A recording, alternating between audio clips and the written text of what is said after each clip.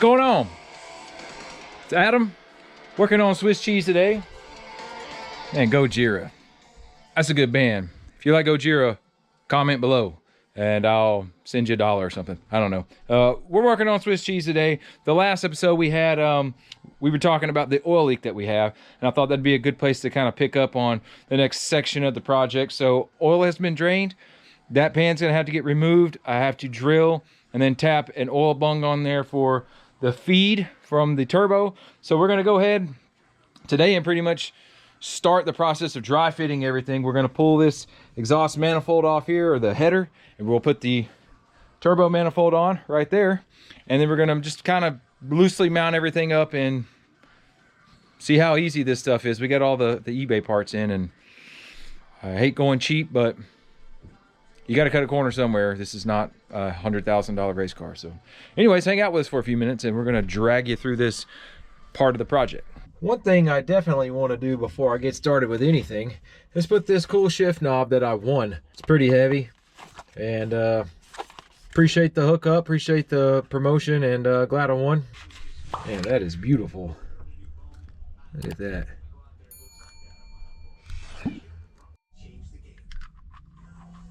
Put that in there. All right, now we got that in there. And we screw that mamma jamma on. Feels better than the stock one for sure. I like the ball. I had one of these in a Nissan. It was actually a tow hitch, and I worked at a machine shop, had the guy cut the thread part off, just the ball was left, and we tapped and drilled it. That thing was about 800. It was probably 1,000 grams to this 400.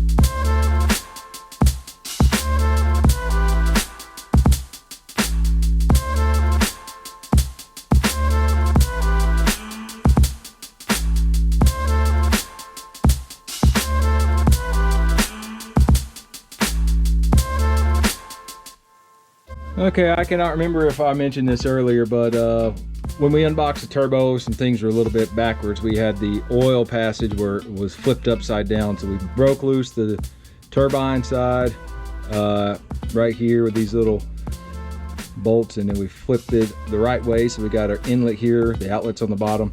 That's tight. Allowed us to also access that bolt back there that was such a pain. And so now we've got this side, the turbine, or the compressor side, has been broken loose just enough where we can rotate this thing. See? And so we did that because this thing was pointing like towards the front of the car, and we're gonna have to angle this. Air's gonna come in where my cover is here, obviously, and it's gonna feed it through the intercooler system on that back little outlet looking thing. And I'm not exactly sure how that needs to be angled because I haven't got my intercooler piping I haven't got it out of the box yet. So I'm guessing it's gonna have to do some kind of an angle, but until I start messing with that, I'm not even gonna tighten this back down. It'll be fine for the moment. It's not like any oil is gonna leak out there. That's just to clamp this housing on there, and it'll be fine.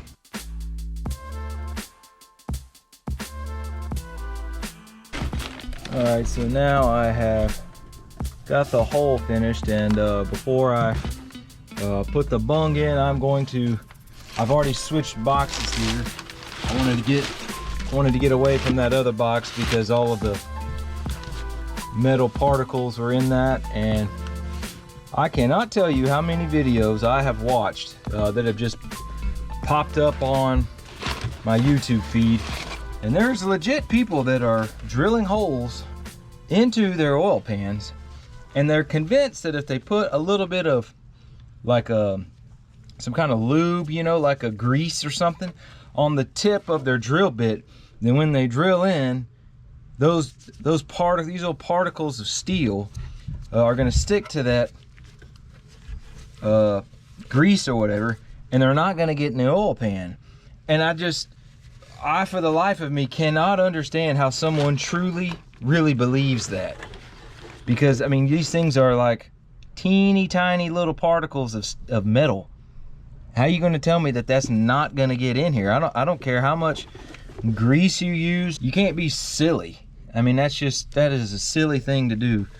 Look at our Fel-Pro gasket that came with some RTV, and the bung that we're going to use also has a rubber seal on the washer. It's got one on both sides, but we're not gonna trust that. We're gonna double it up just to make sure we're covering all our bases. Seal. Big glob like that. All right, and we'll tighten that up, and our return bung is good.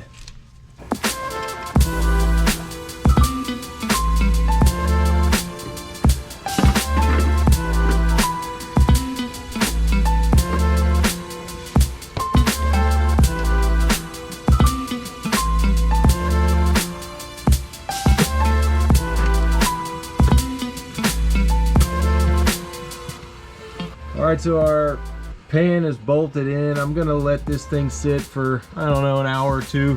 I've always done that. It lets the RTV set, then we can come back and tighten it. Meanwhile, since I had to move my radiator over to fit the turbo, we're on the bottom side and all that, it's still kind of wobbly.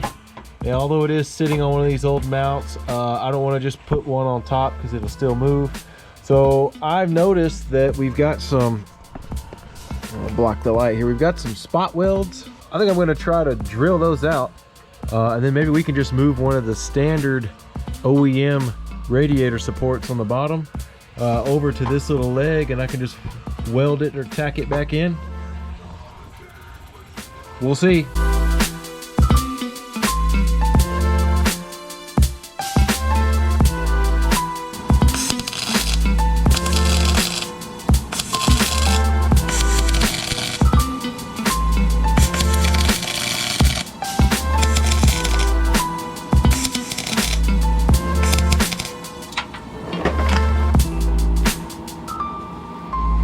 Okay, be honest, is my hair on fire?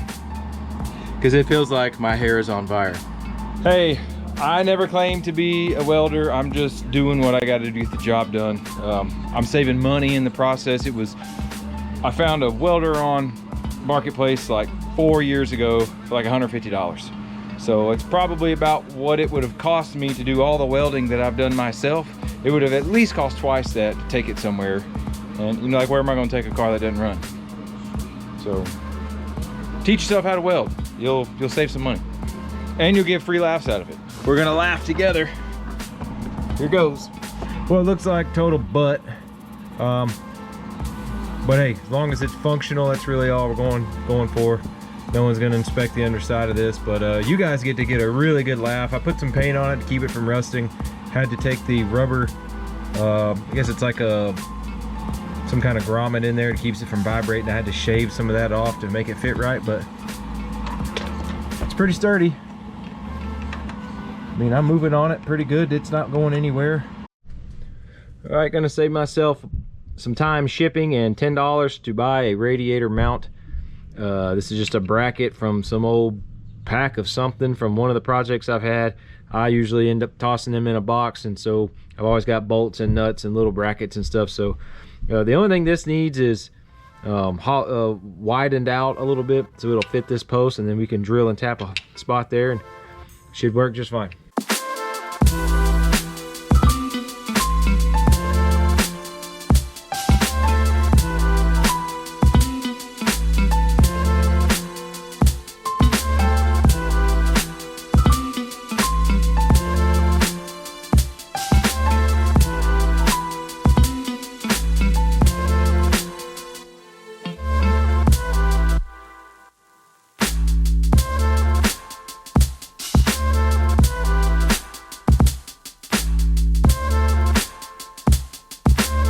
That worked out good. Okay, if this is the right part, finally we might be able to finish our oil line installation. So we have assorted parts here that we have went to the parts store and tried everything we can to figure out how to get this oil sandwich plate, which I now know is a 6 AN fitting, to match up with a 3 AN fitting. And we will see if this is it. It looks a little bit, maybe too small. Wow, look at that, it fits. All right, so that side's good. And then this should screw on here. It's too small. Gotta be kidding me. Ah. Oh man, this is like the 4th piece that I've used to try to get this crap to work, because one male part is right, one female's not. I've spent probably $30 on these little fittings that are not common anywhere, and yeah, we're gonna do it again. Well, after fiddling around, I pulled that last one I ordered out of the bag, and I think we do have a solution. Maybe I ordered, it doesn't matter. Look, we've got what we need. I believe this is supposed to be a 6 AN down to a 3 AN. At this point, I'm so confused by everything that I've bought and what we actually have, what is actually working. But hey man, if we do this ridiculous 15 nipple, then it works. So this is probably how it's gonna look on the car, as dumb as it is. It's what it takes to make it work.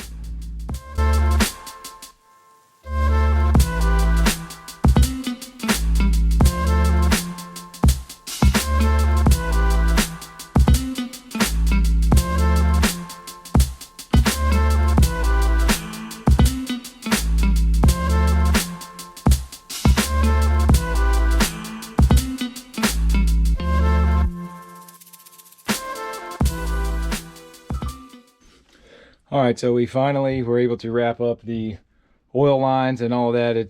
As everything else, it's always the plan is to do this real quick thing and make a quick video and focus on this thing and really quick and not waste everyone's time.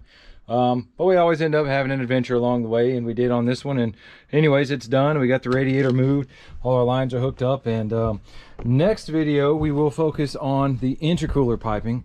We'll get more into the details, but we've got 2 different intercoolers, and I'm going to explain to you how that came about, and this other thing happened that's definitely going to delay the progress on the car. We decided to buy a boat, and by a boat I mean a boat. So yeah, we got more babies coming, and praise God. So we got to have a way to haul them around, and our luggage, and you know, all the stuff when we go to Costco. So got a big van, and we're definitely going to be working on that.